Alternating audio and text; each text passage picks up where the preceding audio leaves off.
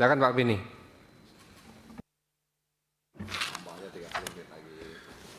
Baik, Pak Ketua sidang yang saya hormati, pimpinan KPK dan Bapak Ibu sekalian yang saya banggakan. Ada 6 pertanyaan singkat saya tujukan kepada pimpinan KPK. Yang pertama,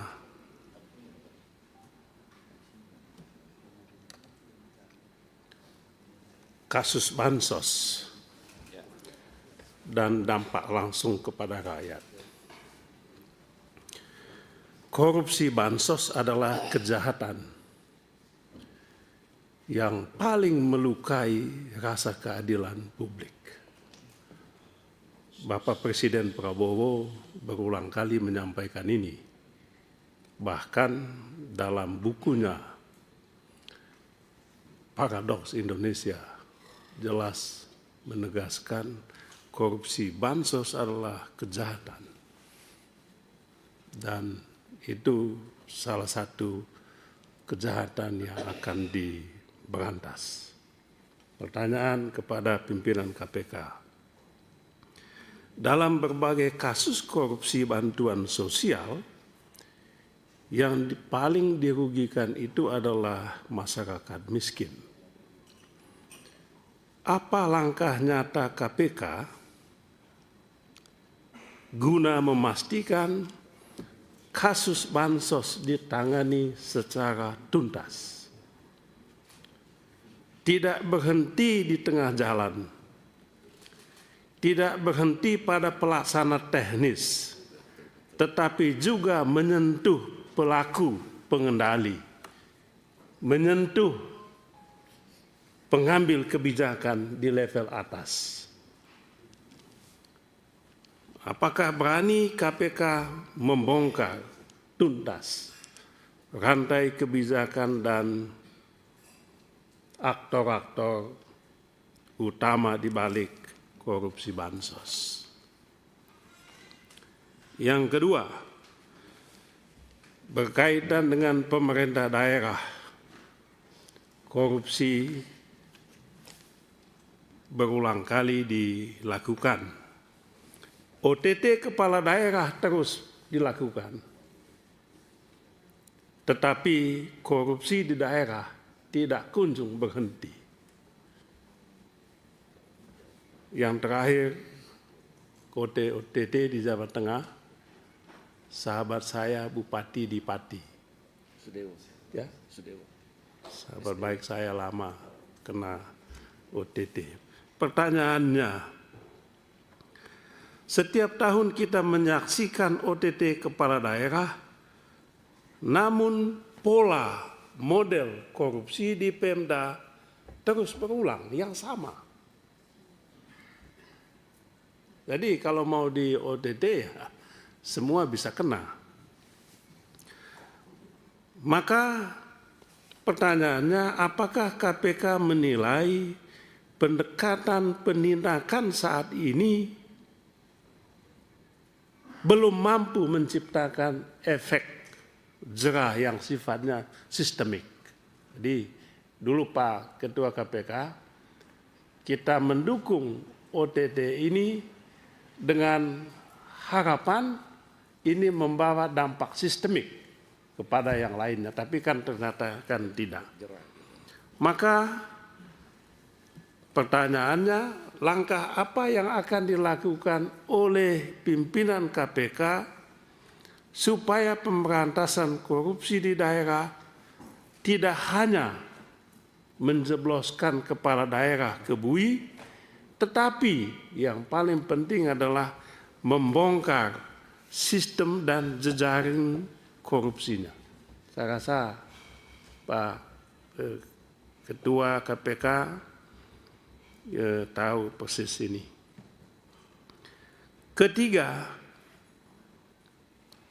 terkait elit politik dan persepsi tebang pilih. trust publik, kepercayaan publik roboh jika hukum tampak tajam ke bawah, tumpul ke atas. Ini saya rasa Pak Ketua KPK juga tahu ini. Apabila hukum hanya tampak tajam ke bawah, tumpul ke atas, maka penilaian publik, penegakan hukum pemberantasan korupsi sifatnya tebang pilih, diskriminatif.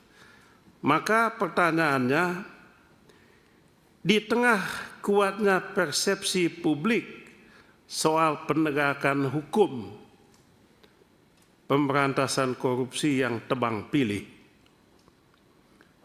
bagaimanakah pimpinan KPK menjamin adanya independensi dan keberanian dalam menangani kasus-kasus korupsi, utamanya yang melibatkan elit korporasi, termasuk elit politik. Elit politik ini penting. Nah, kita juga bisa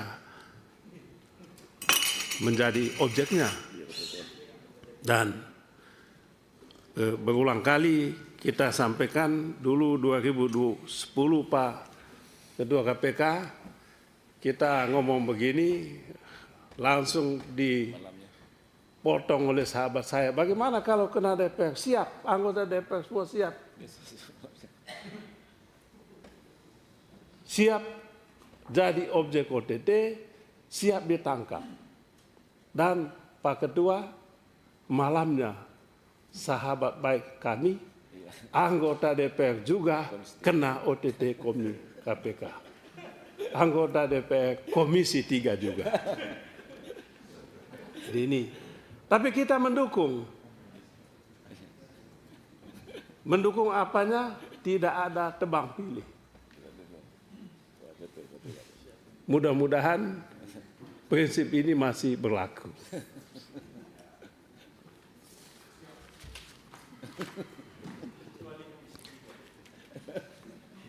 Yang keempat,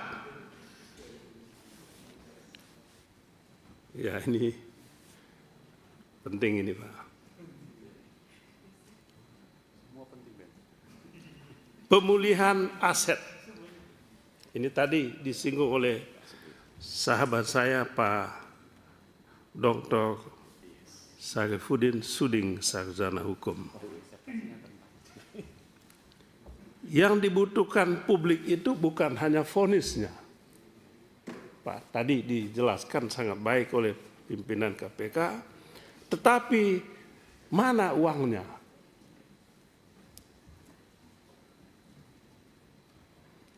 Ada institusi penegak hukum, Pak, belum lama ini memamerkan kepada publik foto tumpukan uang triliunan rupiah.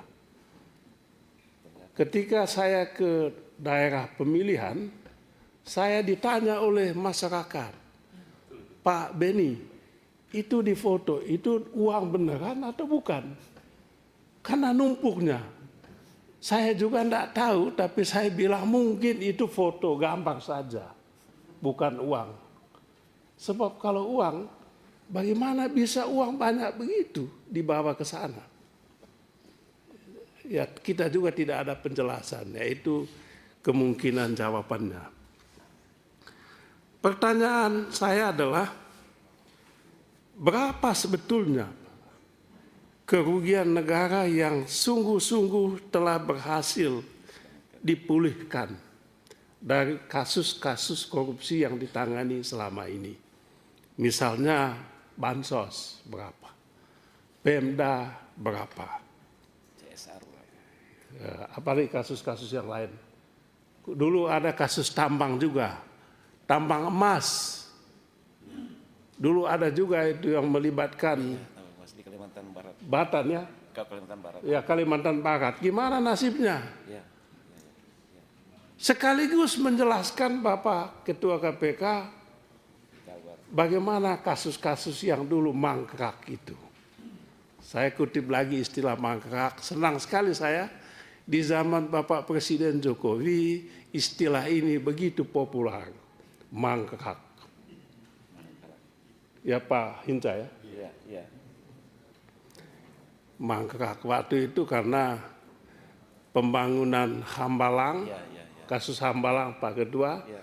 mangkrak dibangun. Padahal bukan kesalahan pemerintah, tapi KPK yang menegaskan, pengadilan memutuskan tidak bisa dibangun lanjut itu Hambalang.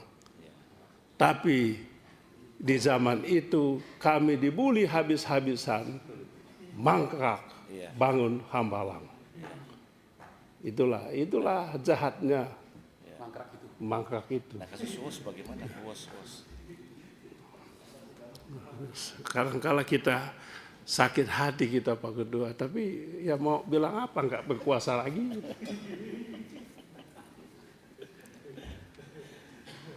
Maka pertanyaannya adalah mengapa pemulihan aset masih jauh ketinggalan dibandingkan dengan nilai kerugian negara tadi.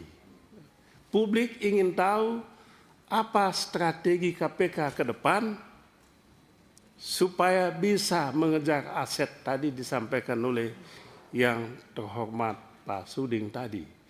Termasuk aset-aset yang disembunyikan di luar Pak. Di Singapura banyak itu. Ya. Pak, beliau punya ketawa. Pak Saparudin. Perlu ditelusuri itu. Kemudian yang kelima, keberanian KPK dan dukungan Dewan. DPR mengawasi, bukan mengendalikan, bukan melemahkan KPK.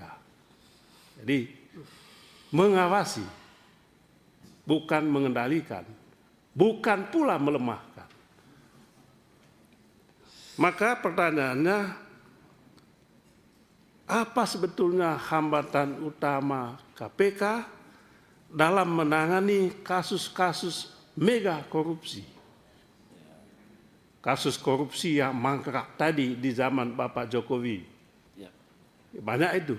Banyak sekali. Banyak sekali. Kasus-kasus korupsi yang mangkrak di zaman Bapak Presiden Jokowi.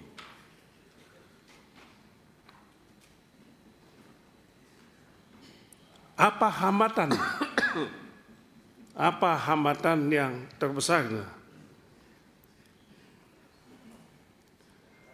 Dan kami ingin tahu pimpinan KPK, kalau Pak Ketua KPK tadi minta dukungan Komisi 3, berkenan Pak Ketua KPK menyampaikan dukungan seperti apa yang Bapak butuhkan dari kami. Senjata kami nggak punya. Omong di koran pun sudah dibatasi. Di DPR juga kadang. Di DPR juga kadang-kala Dibatasi. ya ada batasan-batasan halus. Maka apa sebetulnya yang Bapak butuhkan? Supaya KPK tetap menjadi institusi yang kuat, institusi yang independen, institusi yang punya keberanian dan terus dipercaya publik.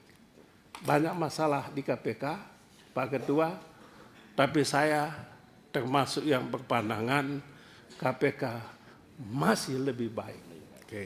Dan oleh sebab itu rakyat di belakang KPK. Itu saja yang bisa saya sampaikan sebagai closing statement atas nama fraksi Partai Demokrat berpandangan. Pemberantasan korupsi harus menyasar kejahatan yang paling bikin rakyat susah.